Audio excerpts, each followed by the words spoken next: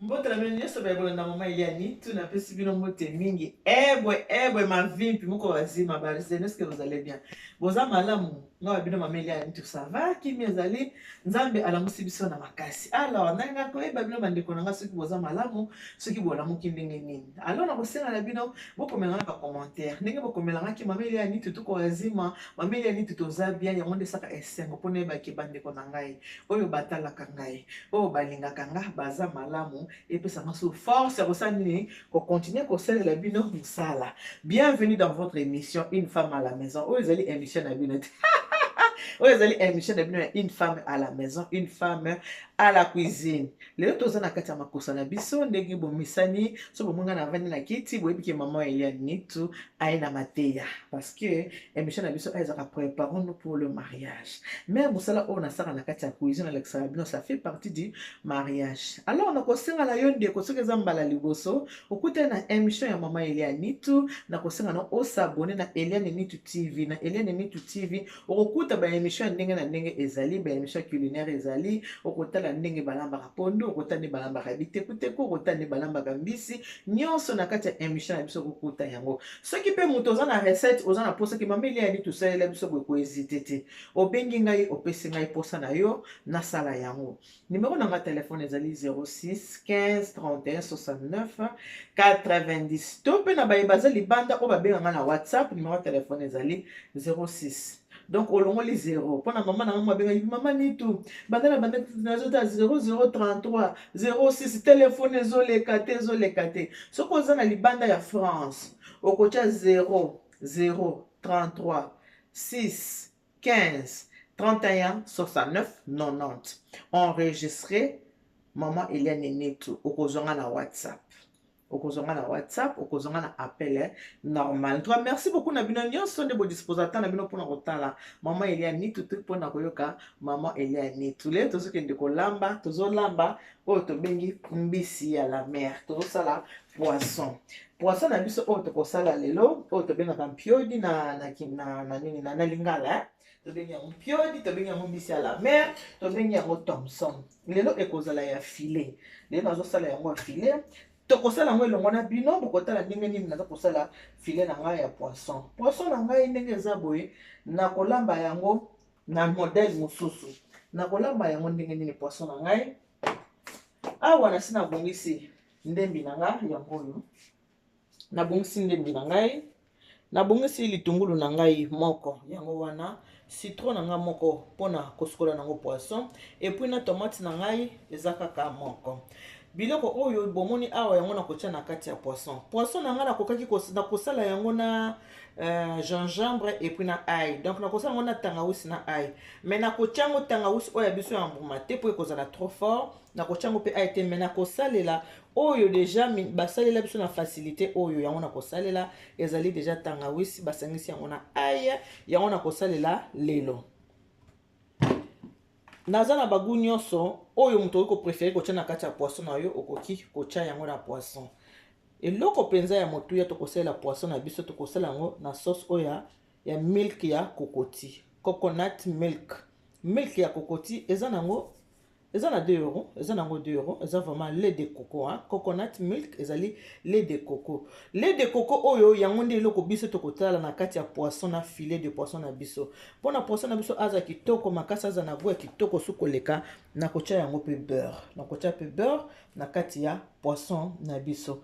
Alors tobanda nga na bino totala ndenge nini nakosala filet na biso ya poisson ndenge nini nazokende koassaisonner yango ndenge nini naza kobongisa yango tobanda mosala na biso mpona ebandeli ya mosala na cuisine toujours il faut kosukola maboko osukoli maboko apres obandi kosala mosala na yo mosala ya mbisi yango nabandi nano awa kolongola na kati mwa lipapu vraiment eza recette nakosenga na bino bozala vraiment na temps ya kotala ngai nakosenga vraiment boza na temps ya kotala ndenge nini mosala eza kosalama nabandi nano kolongola mokila oyo nalongoli yango nalongoli ye ntango oza kosala mbisi linga ozala na eloko moko na mopanzi na pembeni mpona kotiaka basalite mpo salite ekende partout de gauche à droite te soki ozosala mbisi na yo. Voilà poisson na ngai yango yo. Voilà, nalongoli ye, nalongoli mokila oyo.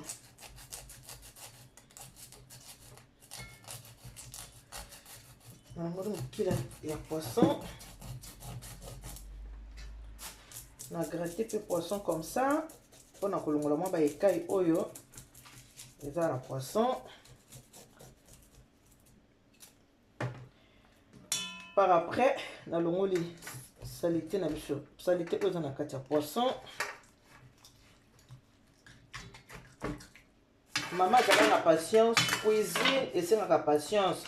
Ba jeune fille oyo deuxième maman na bino aza ko apprendre bino musala. Cuisine esengaka vraiment beaucoup de patience. Pona olamba kitoko, biloko ezala bien, bato balia malamu, il faut ozala vraiment na patience ya kozala na kati ya cuisine. Soki oza na patience te obando sala musala malamu te, okozala sala musala likolo po oza pressé osilisa. Cuisine esengi patience. Même muto asala suki na salon de coiffure. Soki osali likolo monanga, tu sais jongo selenga ka 3 jours elongwe. Voilà, poisson na biso na okende kolonga ngo mikolo na osala ngo filet nde na lobi. Na bandi kokata yango, bandi kokata poisson. Nazo panza ye poisson. Voilà poisson yango yo. Nazo kopanza ye. Et on a panzi. Nazo a besoin ya mutu te. Soki si comme ça. Poisson yango yo, omoni yango. Nazo vraiment na besoin mutu ya poisson te.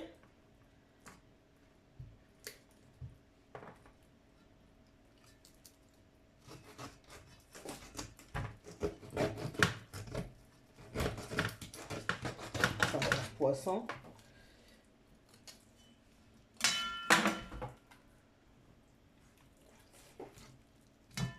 Maintenant, nalongola ye mikowa na ye. Poisson na biso ntango tokosala ye akopanzana na ye de toute façon na kati ya sauce mpona ye kosala akozala na ye mobimba te. Akozala poisson akopanzana.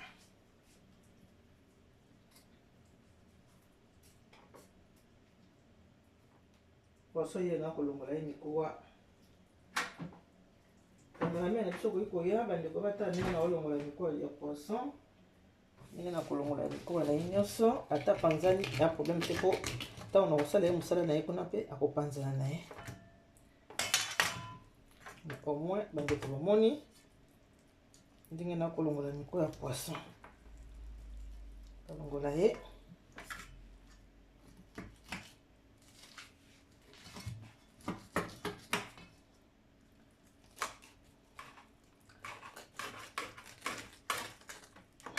Voilà. Vous avez la patience, vous avez la lobby. Vous avez la patience. Vous avez la patience. Attends, je vais tout bio.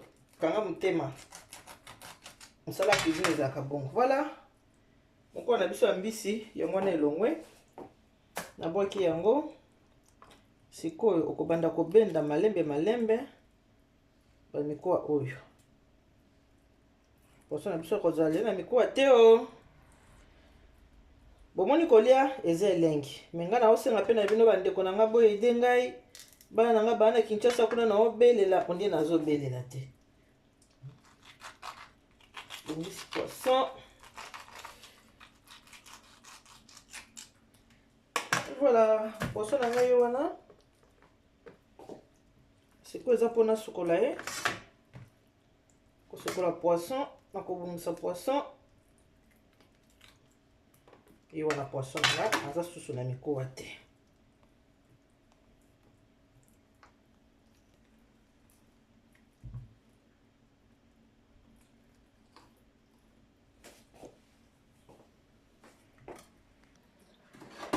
Ah! Bota calma. Voilà, sikoyo ndenge nasikola poisson.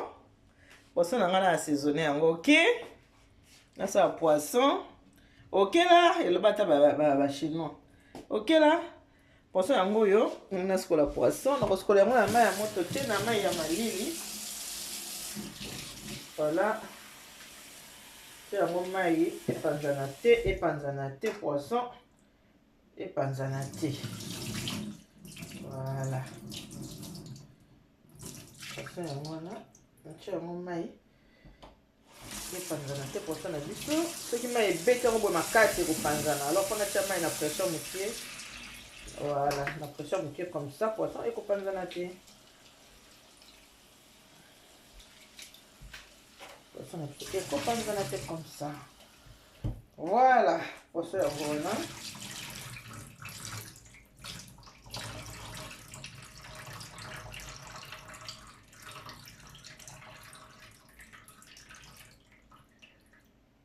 Voilà. Donc on a continué ça sachet na avec la mopanzi. On a tchaki ba déchet à poisson, on a fait le sachet. Bon qui a mon poubelle. Na le baka toujours cuisine à tes amis qui m'a mis ce que ça la musala. Faut ça la propre. Faut ça la propre et pas de ça la musala.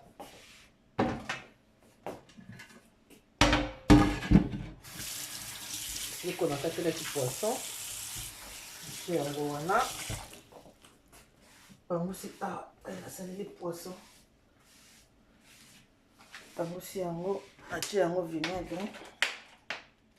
Moi, sur le vinaigre, et ben, sur le poisson. Sur le maboko. Dans la cuisine, parce que la maboko a 10 000 fois. Maintenant, qu'est-ce que je fais? Poisson, on a un gros. Donc, ça, là, on a un sicot. On a assaisonné un gros.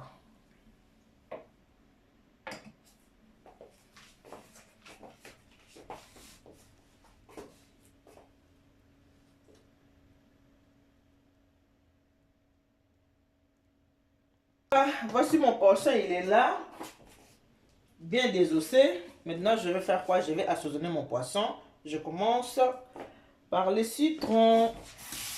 Je nettoie mon citron. Citron, on a nettoyé en haut. Ce que le citron, on a.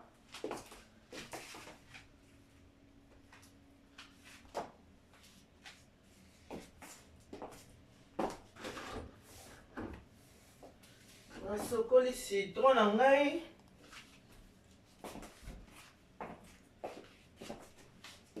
Le citron, on a. Je mets ça ici comme ça. Voilà, poisson, on a. OK? Poisson, on a tout bien Thompson.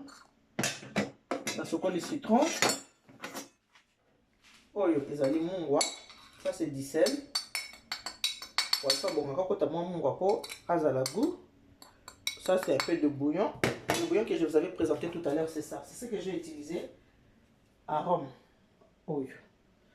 On trouve ça chez Carrefour. Il y a un de bomoni. Ça là. Et ça, arôme. Oh, il y a pembe. C'est du sel. Et ça, mungwa. Maintenant, je vais rajouter ça. Assaisonnement la bisso. Quand on a ça dans le poisson, il y a un mélange.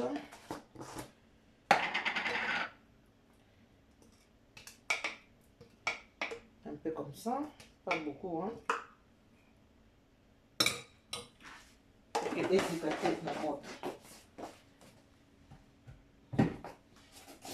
citron, un citron pour un poisson.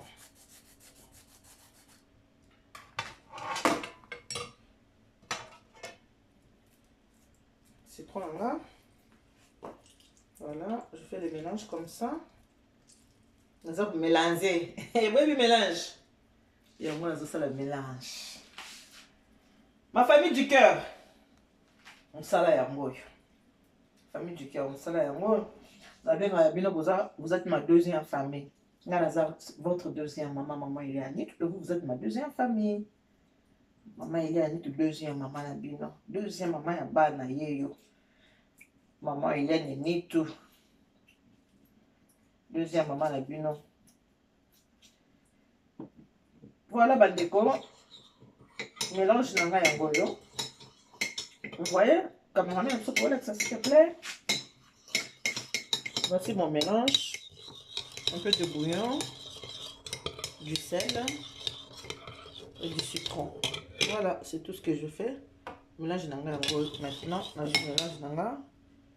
On a 4 poissons comme ça. Mon guane cocotte bien à poisson.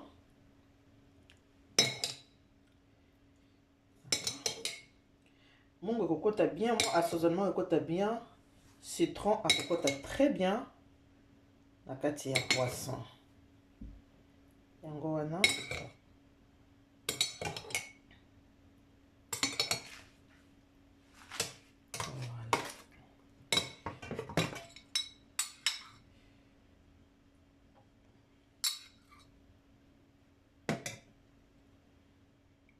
Voilà. Je reste reposer un peu, hein. Natiki yango, pourquoi natiki yango na sala sauce. Le quoi na sala sauce, natiki poisson nanga, na assaisonné poisson nanga, natiki yango de côté. C'est ça mon poisson, il est là mon poisson. Bien désossé, bien assaisonné. Maintenant, je vais attaquer la sauce. Je vais faire la sauce comme j'avais dit tout à l'heure. La sauce, je vais la faire avec l'huile d'olive mélangée avec un peu de beurre. Toujours, il faut qu'on zalana. Faine pas bien, poil ya bien. Pour que le qu'on a eu et kangamananzungu et kangamati. Maman, kowe la ka kabelo te. Kowe la ka kabelo te, maman. Thé. C'est très important. Na cuisine, ce qu'on lambi. Lamba nanzungu bien. Biloko bima bien. Tant on peut bando servir yango. Ou servir un peu avec amour, avec tendresse, avec affection. Pour mon tokoli yango. Et ça la bien pour la santé naïe. Là, on dit commencer à servir l'or. Il y a un cul. A kangi déjà mon ronane. Au check up bloc on a pe bapa pe balé na semote balé pété pour na nini attitude ozala ki na mota mo serva ki biloko za ki kitoko te yango bapa pe balé biloko na yote zala déjà na eloko malamu nzungu ya bien pour na kosalela ba sauce pour na kolambela toujours nga banzungu j'en ai plein. Les gens là tout le monde quand il a commentaire c'est bien hein? Non c'est pas dans les commentaires sinon dans les commentaires ça malamu nazo ba ki boza attentif ceux qui boza commenter les autres ça la bien na ebiki ah batalaki ba monaki est-ce que bon mon les malamu te comment ki eh maman ni tout ah bona moni de comment ki avec maman il y a ni tout poisson mon saki abi oza vraiment na banzungu te parce que nzungu o sali les poissons na moni ki kalu mon sali les poissons ezamuki alors pour même ce que natanga ki message na yo sali na pe bien. C'est vrai, hein? Nandimi qui calme n'a ezaki moukié. Pour la maison qui poisson n'a bien été, qui calme ezaki moukié, mais après, tant on a qui poisson, dans mon qui poisson a débordé, na poil n'a changé qui. So kende ki na émission tina suka olinga komona peut-être kende ki na émission na suka te yango on ka poil oya mouki après na changé qui. Poil banzungu j'en ai plein. Oh kutana na fungola tena na salela te. Ne bozo mona salela na muti toujours. Biloko ya cuisine alinga ngo mingi na vraiment na biloko ya cuisine kobosa na tendeko j'ai un service traiteur et décoration la Providence donc musala oya kolamba musala oya cuisine eza musala nanga o nga penza na futela import na kati ya mboka ya France. En tout cas merci beaucoup pour la mona ki ndeko website nga ki na poil ya malamu te poil ezalaki ya mama c'est ko koma kiti na suka te eza bien na bino bandeko bozotala il faut bosala kandengo na soko moni likambo numéro de téléphone nanga ezali 06 15 31 69 90 06 15 31 69 90. Okoki kobenga na téléphone mais na linga te kobenga avant midi na za couche tard il faut kobenga à partir de midi tina likolo bozo ba commentaire ezozala malamu zotabi ande komoko atalaki ande komoko amonaki ande komoko atalaki eza vraiment très bien ndenge na lobi ke so posa na besoin ya recette moko ko hésiter te komelanga ki mama Eliane to célèbre so recette boy na pesi ba bizu na ngai belé na ndeko nanga mwasi tolinga na mini bisemi balé bat boye batike tolinga na makasi mama Charlotte la grâce cuisine je te fais des gros bisous ma soeur na salle ba bisous mingi bato batela so bana songi vraiment songi makasi. Au moins 3 personnes battent une vidéo ya maman Charlotte la grâce cuisine. Et maman est tout là. Ah faut la bonne tala. Na yo kaka maman la grâce cuisine maman Charlotte a lobi ki ba senga ki asala poulet mayo. Alors poulet mayo wana bien sala ngona noté avec ki pour sala poulet mayo bien il faut atala na bato basaka on na ndenge ya Kinshasa. Tango abeti poulet mayo akutani na poulet mayo ya maman Hélène Nitu.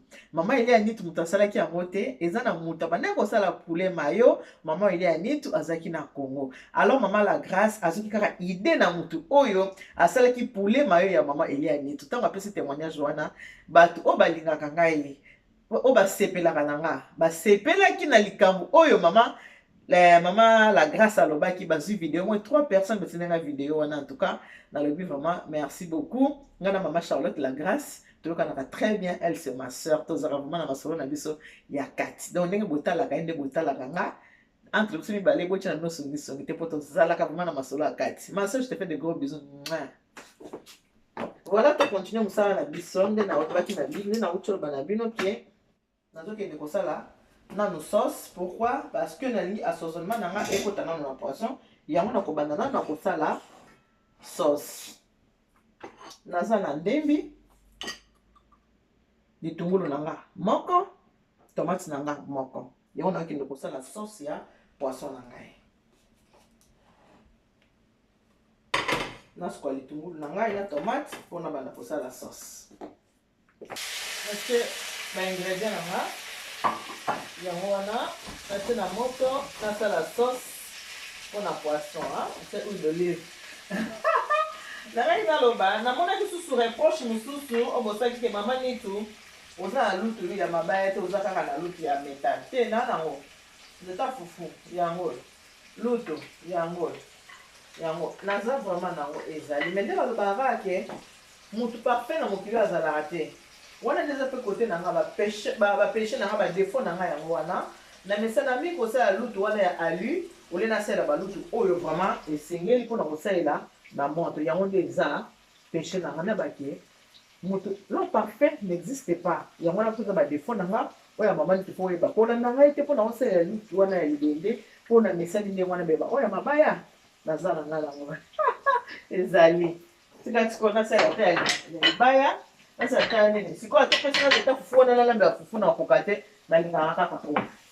Voilà sauce yango oyo huile d'olive natie nazosala sauce nanga matungulu nanga natia yango nyonso mbala moko matungulu nanga tomate nanga nazosala sauce. Naza na beurre nakotia beurre nanga ya frais nasali boye sauce nanga yango wana. Balégume oyo ebimisaka mai ebimisaka jus. Pour ebimisa jus il faut finir yango na finiki yango comme ça voilà pour ebimisa jus. Kikalumu oyo eza mpona kokalinga poisson sikoyo nabanda kokalinga mpe poisson na ngai.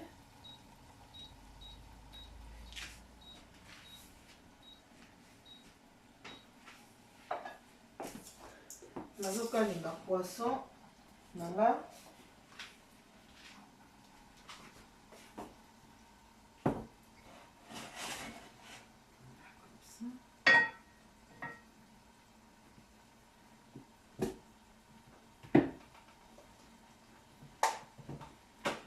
tanga moko nakoyemba mpona pambama tangai moko nakoyemba nakoyemba mpona pambama bandimi na Yesu toyemba poto natia mafuta nakalinga poisson danse nango huile d'olive. Soka moni huile d'olive ebimi boye cela veut dire que mfumukana poisson na ngai yango wana huile d'olive. Oza obligé otia huile d'olive te ndeko salela huile nyonso yo olingi ngai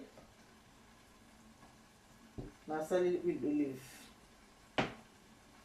Huile nyonso yo olingi yango okosalela oza na besoin te osalelaka huile d'olive non neti soki kanga mpona bunda nga na osala huile de tournesol yango nalingaka mais oyo vraiment nde bomona osala yango boye eza repas ya chéri donc fo nasalelaka huile d'olive mpo ye aza motu ya huile d'olive. Voilà naza huile nanga échauffe mwa moke apo nasala poisson natia poisson nanga yango oyo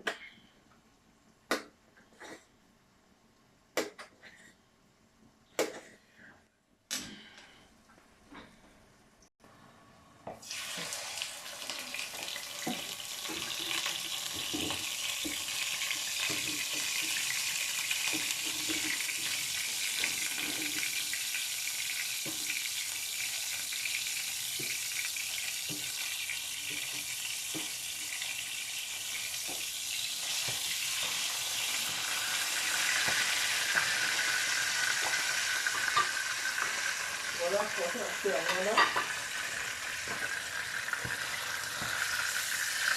Voilà, le poisson na biso akalingama bien.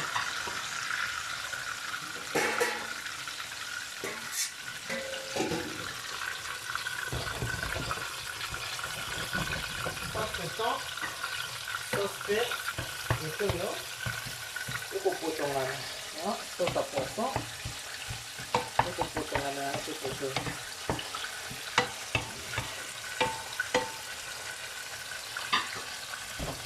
Et les carottes nous passent le jus.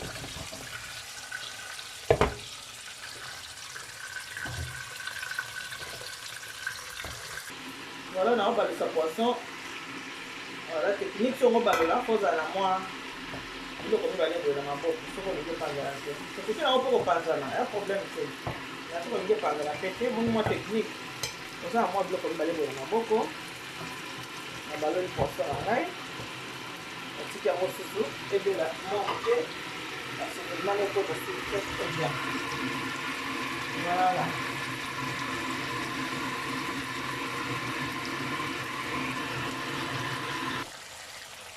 Voilà, bon, les légumes n'ont pas niveau commun. Les légumes n'ont pas ébeli, ils sont croquants. Les légumes n'ont pas croquants. Maintenant, là-bas, il y a un beurre. On dit beurre.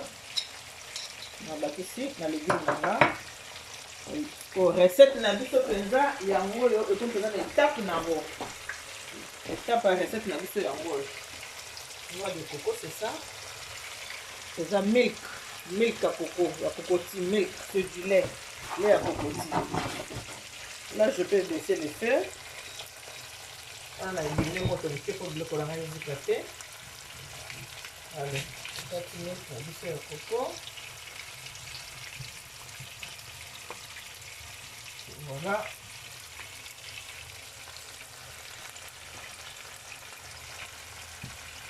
On va acheter la katia.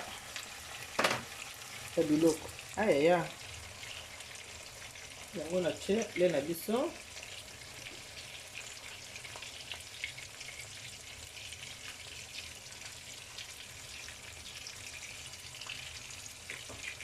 te de coco yango wana asati na biso yango vraiment yango te de coco yango oyo tie na kati ya sauce. On y a un au moins que depuis la bandaki awa na tche ata mungwa te na tche eloko mon côté rien du tout. Pourquoi na tche le côté? Parce que na saisonné qui déjà poisson et qui très bien assaisonné pour que mungwa ait les kate yango na boyi ko sala ko tcha awa bouillon sel na tche eloko mon côté na tche eloko te tant on a ko tcha poisson. Na komeka sauce na yeba ce qui assaisonnement nanga est correct ou pas. Est-ce qu'on a besoin de sa sauce? On a besoin de sa mungwa to bouillon. On a kotala yango tout à l'heure. Si qu'on a que nos poissons nanga on a tient na kati ya sauce. Voilà poisson nanga yango yo.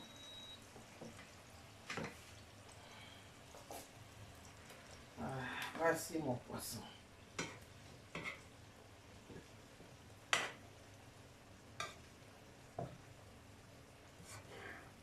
Voilà.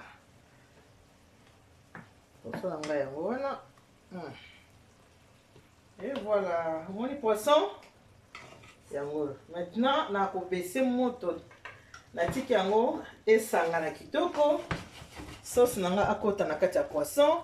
Assaisonnement oyo nyonso ezaki na kati ya poisson ekota na kati ya sauce. Entre temps nazo bumusa couscous po ezolia mana couscous. Le col a déjà na ba légumes awa bien comme ça. Ba légumes na ndenge eza boye. Qu'est-ce que je vais faire? Couscous na na osala encore bongo za ka nature na ko tia encore beurre ya pamba. Na ko assaisonner couscous na ngate parce que sauce peut être très bien assaisonnée.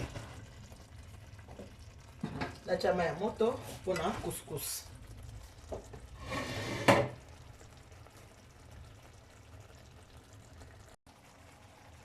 Voilà, biloko nanga ebeli. Poisson nanga vraiment ebeli très bien.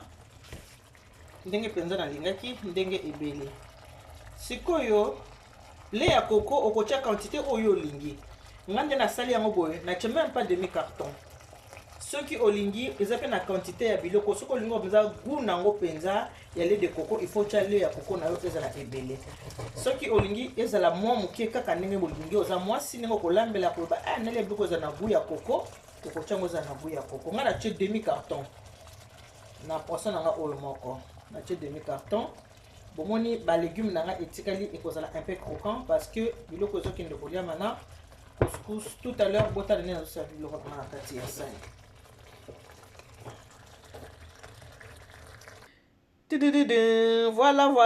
Voilà bomoni finition ya biloko na biso yango wana oyo eza couscous bomoni couscous na ngai yango wana poisson yango oyo bomoni poisson na ngai yango wana poisson na ngai yango wana na couscous yango oyo. Ça c'est l'assiette de mon amoureux, de mon mari 1m85 bomoni nga nalengelaka nga nalengelaka nde boye. Voilà biloko na biso yango wana poisson na biso monde na servir yango natie poisson na se ba légume likolo tango ya bandolia akansaka ba servir aka légume apamba tango azokata légume tango azotia fourchette ezobimisa mbala moko na poisson tango azotia fourchette ezobimisa légume na poisson mbala moko nakosenga na otala na droite ya écran soko osisi kotala émission oyo otali na droite ya écran okomona ba émission mosusu ekolanda na ba recette eza ebele okotala pe okosepela o reproduire kaka ndenge ngai nasali. Voilà, mon assiette. Là, je vais servir mon amour de mari avec amour, tendresse, na nyonso, na kati na servir avec sourire. Asala nene alia. Yo pe ne kozo talanga. Kobo sanate oza na kati ya émission préparons-nous pour le mariage. Le repas ça fait partie du mariage. Alors, yo pe sala boye au servir mobile na yo alia kitoko. Soko tele émission telaka à droite. Mon à droite na l'action boye. Okomona ba émission za wana ebele. Ata pe na gauche. Ben émission eza ebele cliquez otala ben émission oyo rata oyo omona na muti kande na baki Dieu vous bénisse. God bless you. Mungu awabariki tena mkalisa kumuna nzamba nubeshene bana betu. Bye bye.